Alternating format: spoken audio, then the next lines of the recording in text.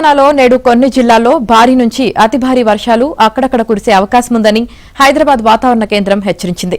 ఆదిలాబాద్, ఆసిఫాబాద్, మంచిర్యాల, నిర్మల్, నిజామాబాద్, భద్రాద్రి జిల్లాలకు orange alert జారీ చేసింది.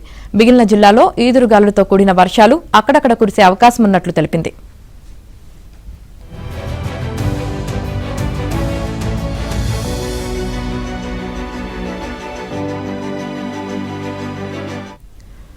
కోస్తా ప్రాంతంలో రానున్న 1-2 రోజుల్లో చెదురుమదురుగా వర్షాలు కురుస్తాయని వాతావరణ శాఖ తెలిపింది.